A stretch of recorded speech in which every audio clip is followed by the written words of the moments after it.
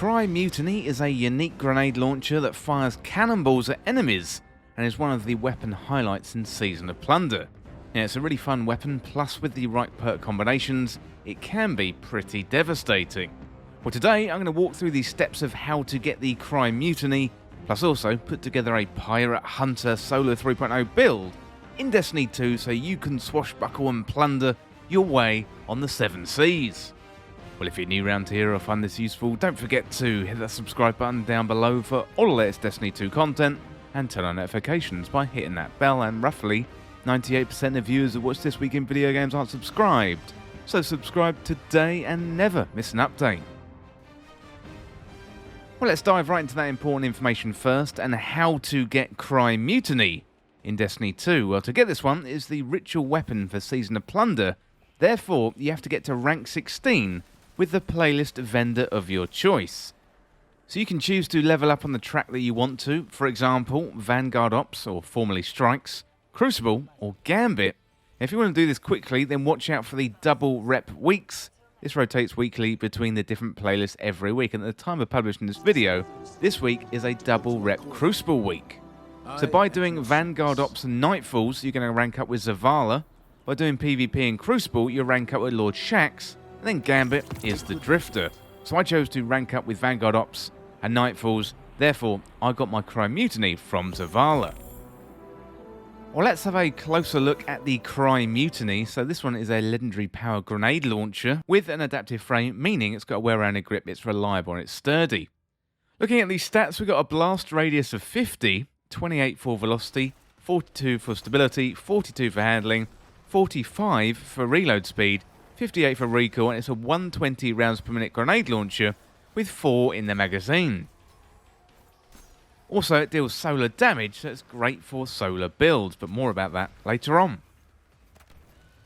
Okay, so let's have a look at the perk combinations. So we've got volatile launch, so the weapon is optimized for especially explosive payloads and greatly increase the blast radius, slightly decrease the handling speed, and slightly decrease the projectile speed. We've got mini frags, so grenades are smaller and more compact for easier reloading, and increase the magazine side, increase the reload speed, and decreases the blast radius. We also have incandescence, so defeating a target spreads Scorch to those nearby, and more powerful combatants and opposing guardians cause Scorch in a larger radius. Then we got demolitionist, so kills with the weapon generate grenade energy, and activating your grenade ability reloads the weapon from reserves. We've got swashbuckler, so the weapon gains increased damage from melee kills and kills with a weapon. And then finally we've got vorpal weapon, so increased damage against bosses, vehicles, and guardians with their super active. Well, this one also has 3 origin traits. We've got Vanguard's Vindication, final blows with the weapon grants a small amount of health. One Quiet Moment, grants increased reload speed when out of combat. Gun and Run, so rapidly defeating targets with the weapon gains bonus sprint speed. Guardians, powerful combatants, and high-value targets grant the bonus quicker. So personally, I like this combination, so Incandescent, Swashbuckler, and Vanguard's Vindication. Well, that is a look at the weapon, the Cry Mutiny, but next up I'm going to put together a Pirate Hunter Solo 3.0 build with Star Eater scales, and of course, Cry Mutiny 2. So without further delay, let's have a look at the build. So first of all, I've got the Solar 3.0 setup. So this is on my Hunter. So my super, I'm using Blade Barrage. My class ability, I'm using a Gambler's Dodge. My melee, I'm using Knife Trick. And grenade, I'm using a Fusion Grenade. For my aspects, I'm using Knock 'em Down. So Blade Barrage launches more projectiles, and while Radiant, final blows with any equipped throwing knife fully refund that melee energy. Then we got On Your Mark. So precision final blows grant players and nearby allies increased weapon handling and reload speed for a short duration. That stacks 3 times, and activating the class ability immediately grants stacks of On Your Mark. So next up, let's have a look at the fragments. So first of all, Ember of Beams. Your solar super projectiles have stronger target acquisition. Ember of Torches, so powered melee against combatants makes players and nearby allies radiant. Ember of Solace, so radiant and restoration effects applied to players have an increased duration. And then Ember of Eruption, so your solar ignitions have an increased area of effect. Finally, we've got Ember of Searing, so defeating scorched targets grants you melee energy. Well, next up, let's have a look at the exotic armor. So I'm using Star Eater scales. They are exotic hunter leg armor, introduced in Season of the Splicer. Let's check out the main perk, and that is Feast of Light. So you gain additional super energy from orbs of power that you pick up, and while your super energy is full, picking up an orb of power overcharges your super, causing you to gain a burst of healing when you cast, and bonus to your super damage, and at maximum overcharge, you also gain an overshield. Well, to get Star Eater scales, you can get them from Legend and Master Lost sectors on leg day when you run the activity solo.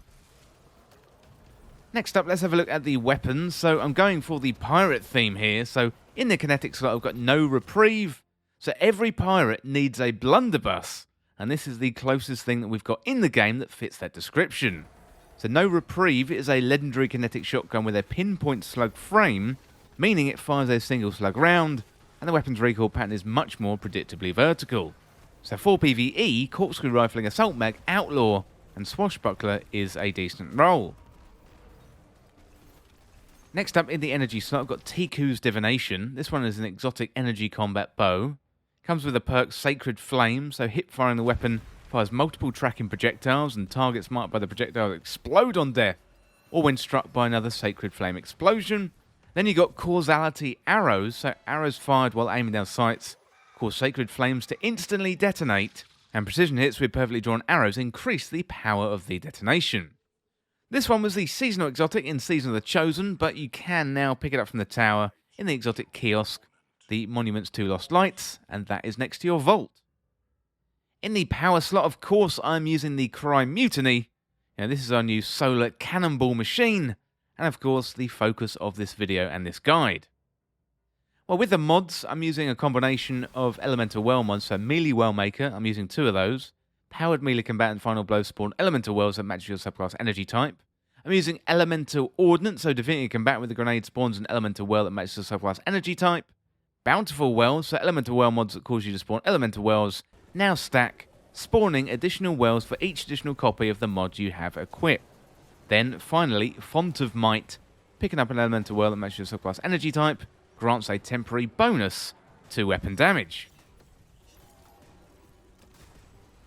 Okay, so next up, let's have a look at the gameplay. So this build is a little bit of fun. It's not really something serious you should be taking into endgame content, unless you want to, of course. You know, given it's Season of Plunder, we're all running around acting like pirates, and I thought it'd be fun to create a build around the Cry Mutiny, cosplaying as a pirate. Well, the focus of the build is Cry Mutiny, so I would run this with Incandescent and Swashbuckler. You know, Incandescent's going to work really well with the build. It scorches enemies, and defeating targets spreads Scorch to those nearby, and more powerful combatants and opposing guardians cause Scorch in a larger radius. This works really well with Solar 3.0 like Ember of Searing for that increased melee damage.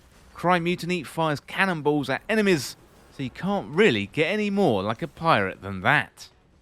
In the kinetic slot, on the other hand, I'm using No Reprieve. This is hands down one of the best shotguns in the game right now. Also, rolls with Swashbuckler, so if you've got a version with that perk, then great. This is only going to support the build further. In the energy slot, I'm using Tiku's Divination. This is an exotic solar bow that works well with the build. Plus, you know, pirates, they have bows, right? Okay, so maybe I'm pushing that a little bit far. Still, it is a really, really good weapon for that build. And I'm building into the melee abilities with this Solar 3.0 setup. So knock 'em down allows refunding melee knives if you get a final blow while you're radiant. Powered melee attacks makes you and your allies radiant as well. Gambler's Dodge means you recharge your melee when you dodge near enemies. Plus we're creating Solar Elemental Wells with our melee attacks, which means a 20% increase to damage output through Font of Might. To finish up the build, you are going to need the right outfit. You know, you need to look like a pirate as well as act and talk like one. So the seasonal armor should do the trick. If you haven't got that yet, then work your way through the season pass for the season, or you can focus the umbral engrams at the star chart in the helm. Well, let me know in the comments what you think of the Cry Mutiny, plus what do you think of that pirate build? Well, that is it for this guide for how to get the Cry Mutiny, plus how to put together a pirate build in Destiny 2. And as always, thank you so much for watching or listening. For more Destiny 2 content like this, hit that subscribe button down below and subscribe to This Week in Video Games. Or check me out on Twitter at TWIVG Podcast. And if you enjoyed this video, found it useful, liking and sharing the video would really help me out. Otherwise, check out the other videos on the channel. Well, thanks again, and I'll see you soon.